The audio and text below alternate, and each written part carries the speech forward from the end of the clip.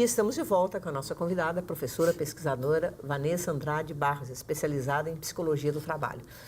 Professora Vanessa, a gente poderia, quem sabe, fazer uma pequena radiografia, são muitos dados, né?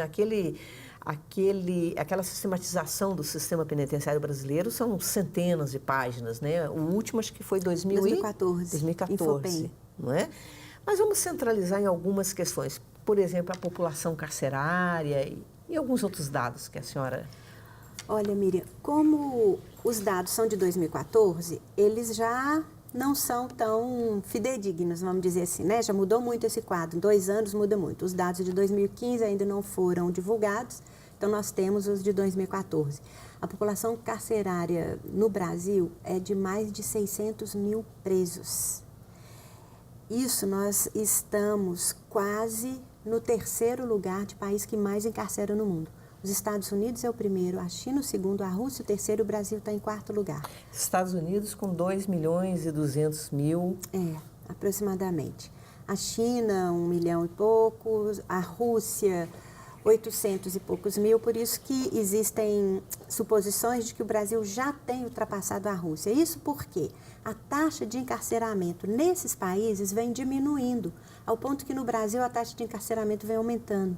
A taxa de encarceramento no Brasil, ela é medida em número de presos por 100 mil habitantes, é de 300. Isso é muito elevado. Por exemplo, na China, a taxa de encarceramento é de 120 e poucos. Nos Estados Unidos, a taxa de encarceramento ainda é elevadíssima, ela é quase 600, mas já vem baixando. A Rússia também vem baixando. Os países, de uma forma geral, vem baixando a taxa de encarceramento e o Brasil vem aumentando. Por causa do quê? De uma crise? Política de hiperencarceramento. Se encarcera muito no Brasil, se prende... atendendo uma demanda social equivocada de mais segurança. Né? A população imagina que quanto mais se prende, mais segura ela fica, e é exatamente o contrário. Quanto mais se prende, esses presos não são abduzidos, eles voltam para a sociedade e no interior do sistema prisional eles se transformam, né? Eles adquirem uma cultura da violência, uma cultura do crime, uma cultura da transgressão, e quando eles saem piores, vamos dizer assim, do que eles entraram. E para o mesmo mundo que os encarcerou. Não mudou o mundo que produziu aquela situação. Reincidem em crimes mais graves. A primeira vez ele é preso porque furtou. A segunda vez é por um furto maior, a terceira vez já é por um latrocínio, a quarta vez, enfim. E a criminalização das drogas aumenta ainda mais, né? Aumenta muito a população carcerária. Para você ter uma ideia, vamos dizer que 80%, o Infopem ele tem esses dados exatos, 18% dos crimes são contra a pessoa, que são homicídios. Mais de 50%, bem mais de 50% dos crimes estão relacionados ao tráfico de drogas, ou ao tráfico, ao consumo, enfim. Então, se encarcera muito. E agora, essa proposta do governo de aumentar a permanência do preso em vez de cumprir 1/6 da pena, como normalmente nos... Para progredir de regime, para progredir do regime fechado para o regime semiaberto, ele tem de ter cumprido 1/6 da pena. A proposta agora é de cumprir metade, 50%. Isso é o caos. É o caos, porque nós já temos uma defasagem, né? Nós temos déficit de vagas de mais de 200 mil vagas. Se faltam mais de 200 mil vagas, com os presos cumprindo 1/6 da pena e mudando de regime, imagina, vai ser o caos. Assim como será o caos quando se começar a prender crianças, né? Crianças e adolescentes, menores de 18 anos. Vai ser o caos, porque não existe vaga suficiente. E nessa política, enquanto não mudar essa política de hiperencarceramento, de superencarceramento, quanto mais vagas forem criadas, mais presos vão ser colocados ali dentro. Então, agora, nunca vai empatar. Qual a sua posição? Porque, naturalmente, há pessoas que agrediram outras de forma violenta, mataram, estupraram. Essas pessoas não deveriam ser afastadas do convívio social? Deveriam, não é? Essas pessoas, elas precisam de tratamento e não de punição ou de vingança. Existem alternativas penais, vamos dizer assim, que têm sido experimentadas em alguns países, em algumas regiões, que têm tido resultados um pouco melhores, vamos dizer, né? Que são a justiça restaurativa, o uso da tornozeleira, há controvérsia. Eu mesmo sou contra o uso da tornozeleira porque ele coloca as pessoas numa posição muito degradada também, muito degradante, e são estigmatizados, enfim, tem consequências.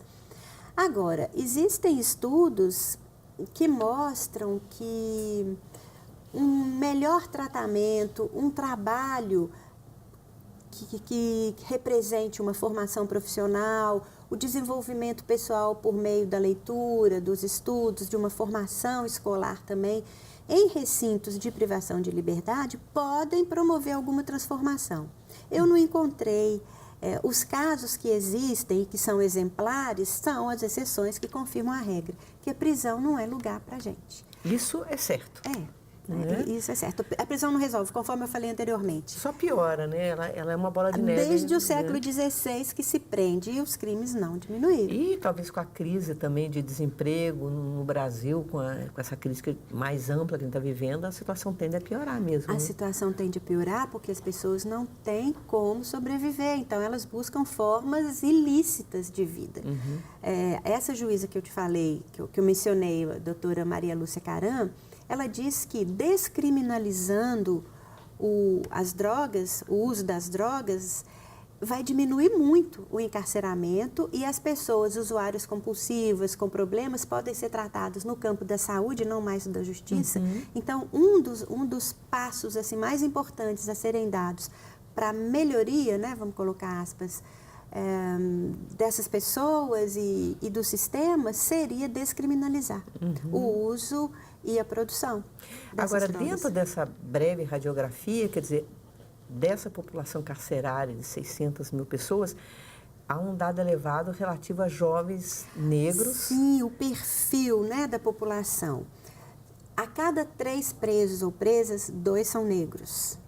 Então, é uma população jovem, extremamente jovem, de 18 a 29 anos, tem 80%. Negra, na sua maioria, baixa renda e baixa escolaridade.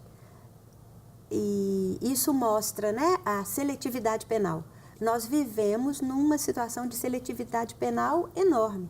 Quem vai para a prisão são exatamente essas vidas infames, essas vidas que não são passíveis de luto, que nós falamos no início do programa.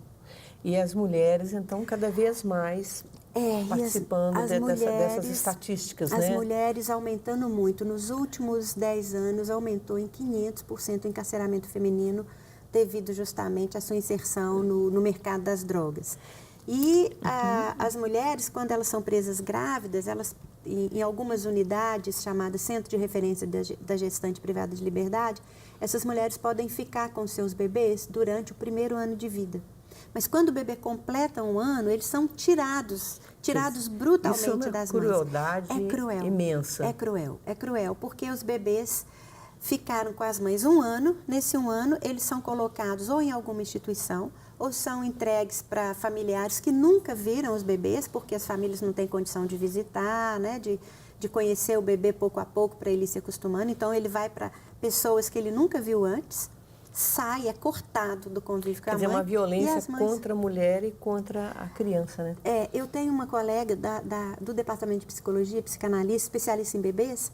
Ela está muito preocupada com essa situação. Ela diz que é psicotizante romper esse vínculo, essa ruptura tão violenta que é feita no primeiro ano de vida, pode transformar esses bebês em sujeitos psicóticos. E nós não sabemos que tipo de pessoa eles vão se transformar ao longo do seu desenvolvimento. Agora, professora Vanessa, quer dizer, é tão pequena, né, a possibilidade, esse trabalho que é repetitivo e assim mesmo assim ainda significa alguma coisa, mas você trabalha com a PACS, né?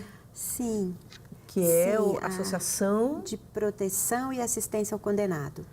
A APAC é uma unidade prisional que cumpre a lei de execuções penais. O preso ali, ele cumpre a pena com dignidade. Ele não, nas APACs não tem superpopulação, eles têm conforto, as celas, né, são confortáveis, eles têm uma certa privacidade, eles recebem, eles estudam ali, Tem também laborterapia para todos os presos. Na verdade, eles não são chamados de presos, são chamados de recuperandos. Mas o trabalho oferecido nas APACs também é um trabalho que não agrega valor. Porque é isso, o mercado de trabalho não tem espaço para as pessoas dentro das prisões e, quando elas saem, espaço menor ainda.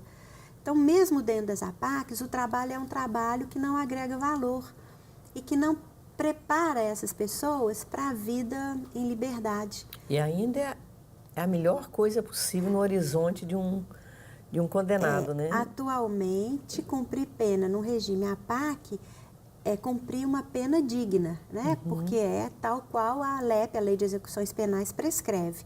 O cumprimento da pena ser digno. E os familiares, né? Os familiares, eles têm um tratamento muito digno nas APACs, diferentemente do que acontece no sistema convencional, onde os familiares é tudo muito são muito humilhados, oprimidos e degradados. Exatamente. Bom, Vanessa, resta-nos, pelo visto, é pensar quase numa utopia, né? O dia que a sociedade, veja só, cumpra a lei penal.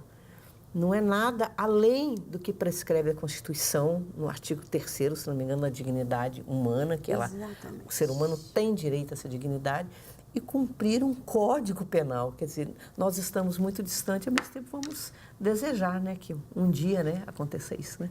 Um dia, quem sabe. Quem sabe, né? Exatamente. Eu vou agradecer muito a sua participação aqui, aprendi muito com você hoje, né? Obrigada. E agradecer também a participação de vocês que ficaram com a gente até agora e convidá-los para a próxima semana, na próxima sexta-feira à tarde. Até lá!